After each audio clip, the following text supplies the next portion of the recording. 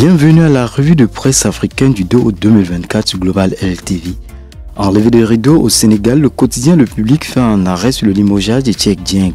Le xébel du tandem au ministre et DG avec, entre autres points, la mauvaise gestion des affaires publiques, la mise en garde des autorités publiques, ministres et DG sur chaises éjectables. Au sujet du salaire des présidents, le journal indique que Diomaye et Macky Sall sont d'égale rémunération.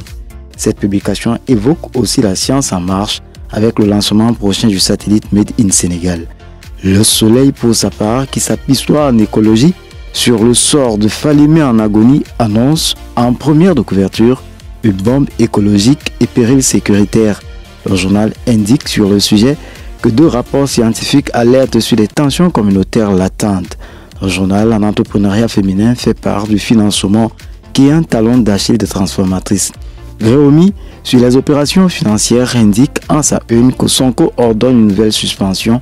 Et au sujet de la rupture des contrats dans la LONASE, le quotidien Réumi indique que Toussaint Manga envoie 173 prestataires au chômage.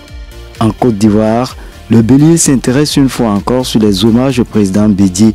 Daokro, Prépessou et Abidjan honore Bédié un an après, titre le tabloïd. À Paris, le journal fait mention du président Thiam en visite au village olympique de la Côte d'Ivoire. Un pouvant annoncer un autre, le Bélier intrépide lui aussi est revenu en une sur les hommages à Bédié. Un an de son décès, le PDCI RDA aux côtés de la famille, titre le quotidien. Le sursaut, quant à lui, avec la présidentielle 2025 en perspective, indique dans ses pages ce qui guette le RHDP dans la crise, Soro Ouattara. Il est à voir dans ses pages comment le père et le fils peuvent se réconcilier. Il y a aussi annoncé qu'à l'édition de 2024 du prix national de l'excellence, 77 prix seront remis à 78 lauréats le 5 août en présence du président Ouattara. Notre voix sur la relance de la CEMU dit en une que Adama Kamara mobilise la société civile. Sur la présidentielle de 2025, il y est indiqué que Tabou, mobilisé par AFI. Au Cameroun, l'encre de la presse a abondamment coulé pour des hommages à Suzanne Kalalobé. Le messager titre « La plume brisée d'une combattante ». Le journal fait l'annonce du décès de l'ancienne chroniqueuse et membre du Conseil national de la communication.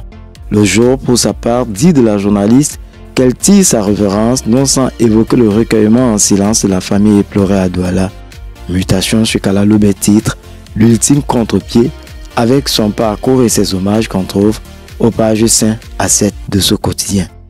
C'est donc avec des hommages à Suzanne Kalalobé que la revue quitte la scène. Merci de l'avoir suivi, comme vous le faites si bien sur nos plateformes, au bas de votre écran. Aux prochaines parutions.